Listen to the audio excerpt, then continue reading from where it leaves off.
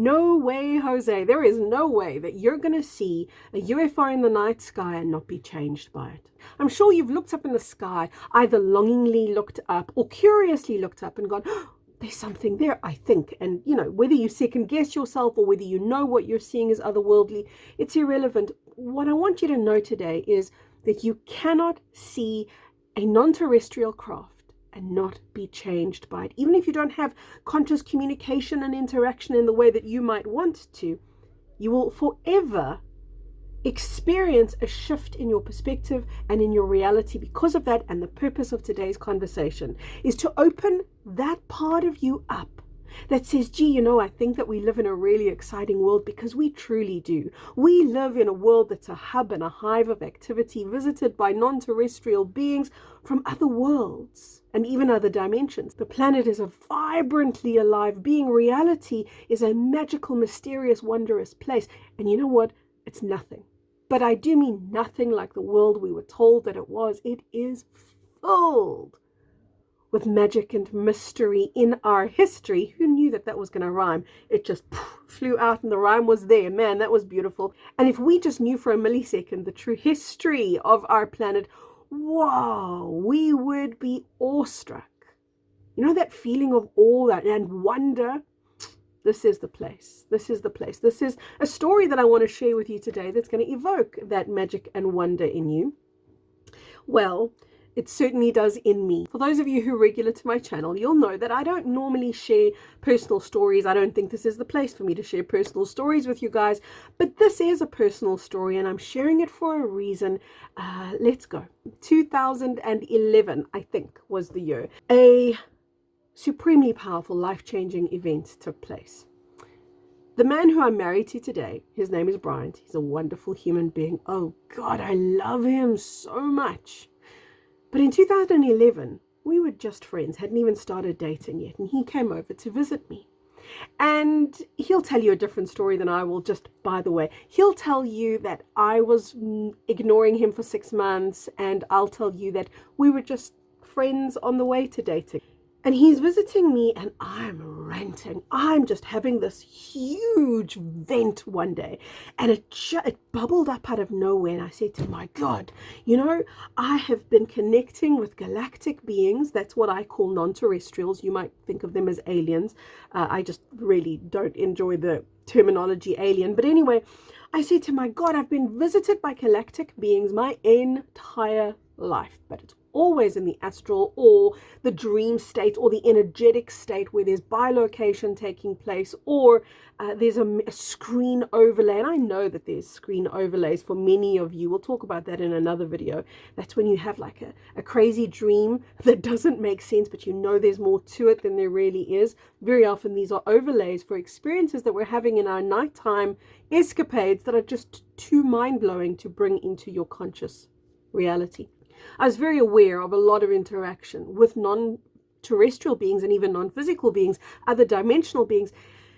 And one day I just said, my God, this is unacceptable. I have never seen one of them in the flesh, in person, physically. Yet I have all these memories of sitting with them, talking to them, deep, profound, life-altering conversations that I can literally feel. When I recount them, I can literally feel them alive inside of me. It's as if I'm accessing a living library when I go into those memories.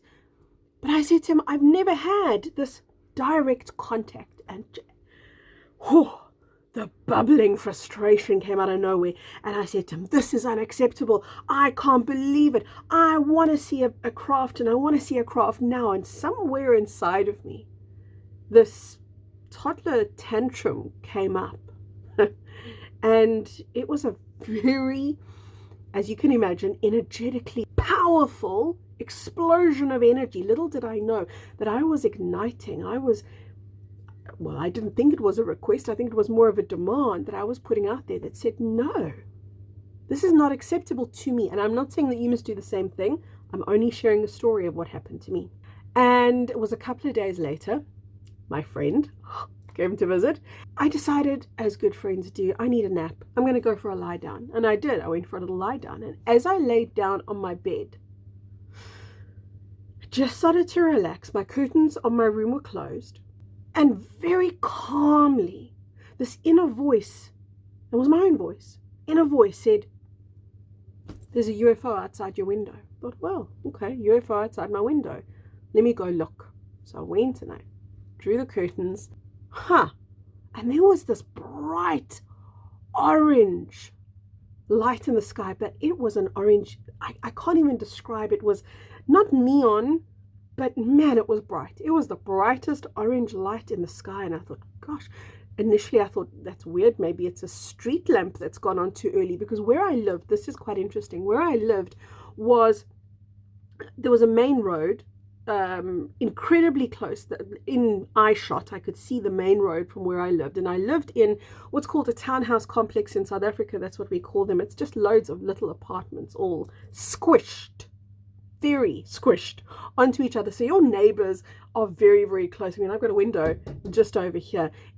Thankfully, I don't have a neighbor just on the other side of it. But where I used to live, where this beautiful sighting and contact happened for me, there were neighbors so close I could almost reach through my window and touch them. That's how close they were.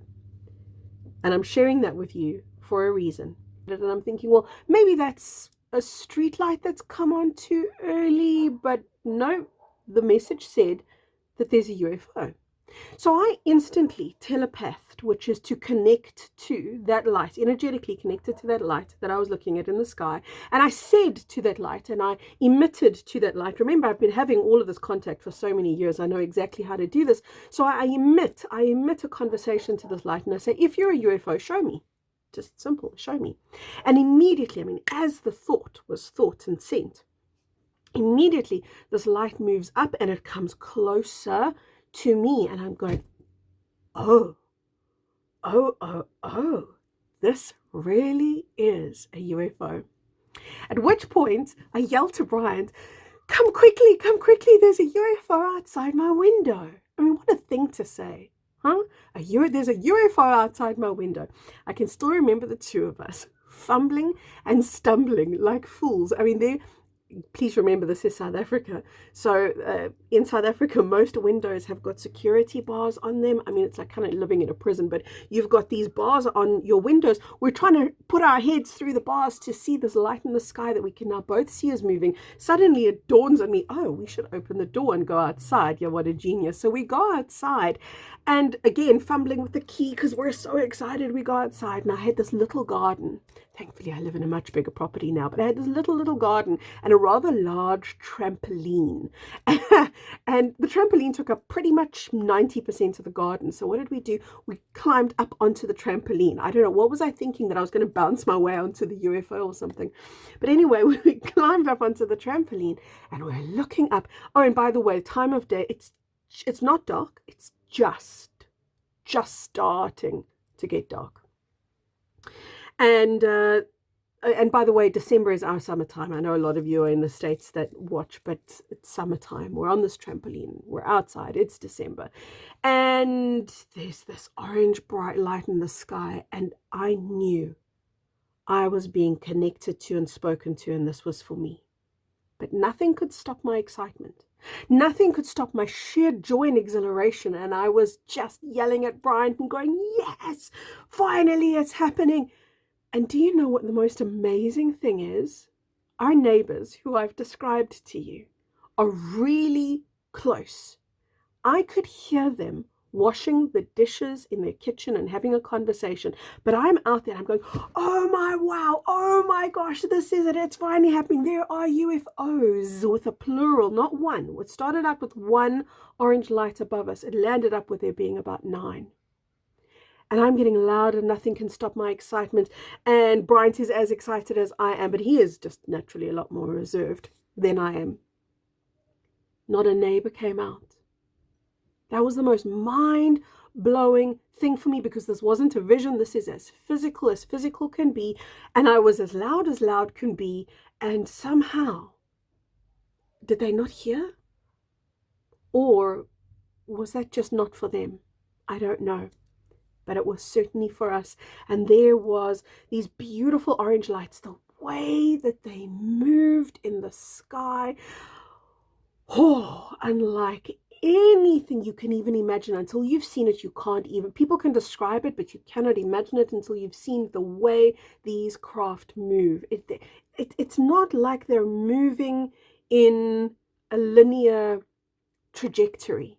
It's as if they're using a vacuum. Actually, it's because they are using a vacuum to propel them from where they are to where they want to go. So they just glide through the sky.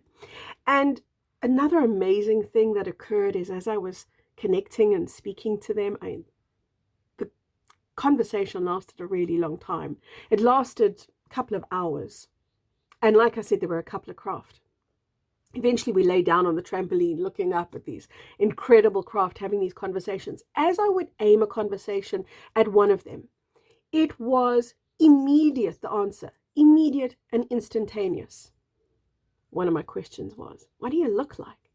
Instantaneously, the clouds moved into the shape of a very clear, what we would call an alien face, you know, with the sunglass eyes, those big dark eyes, and this small little mouth. And then suddenly I would say to Brian, oh my gosh, look over there, or oh my gosh, look over there. The clouds, all of them took different faces, but as clear as anything. And in case I missed it, one of the craft began to circle in and out through the eyes, because can you imagine now, there's this white cloud, but it's got these puncture marks through the cloud where you're seeing the dark sky behind it, and there are the eyes of this being that I'm communicating to, and the craft is moving in and out through the eyes as if to call my attention. Hey, you asked what we look like, here we go. Another question. Oh, and by the way, there were many different faces, many different species. This was Galactic Federation crew, and you know, I almost hesitate to use the word Galactic Federation because there's so much misunderstanding about who the Federation is. Let me rather just say higher dimensional beings who work together for the betterment of humanity and who represent our cosmic family who love and care for us. I don't know what wording to use other than galactic, because they are galactic beings, galactics, federation. Could I say galactic collaboration, galactic union? Whatever words are better for you, use those words. These beings were beings of sheer wisdom and love and support for humanity. How do I know that? Because every cell in my body could feel it. Every single part of me was in communication with them and being spoken to directly by them. One of the other questions I said is, show me how you go invisible. How do you do this? Because I've often, and have you done this? Let me know in the comments. I've often walked down the road or could be out in nature, wherever it is, and I've suddenly had this thought, there's UFOs around, but I look in the sky and there's nothing. Or I get a feeling like beings are here, but I look around and nothing's there. Now remember that I can connect intuitively and telepathically. So a lot of the time I can have a conversation with a craft that is not visible. So I know that they cloak, and I know that they're often just out of eye shot. The way that they say it is out of phase, which is basically saying that our eyes just can't pick them up. And I asked this question, show me how you go invisible. And man, as I asked the question, instantaneously, one of the craft did the most amazing thing. The craft made itself half visible, half invisible, literally in the middle, as if to say, look, I'm showing you. And almost in slow motion showed the shield, the cloaking shield, come around the craft. And what the cloaking shield did is it literally was a mirror that mirrored the clouds around the craft. And you would swear, if you hadn't seen the other half of that craft, you would swear there was nothing there, because all you could see was cloud, except there was the rest of the craft. And, you know, again, just the most direct communication. Whoop, there the craft goes. Whoop, there the craft is back.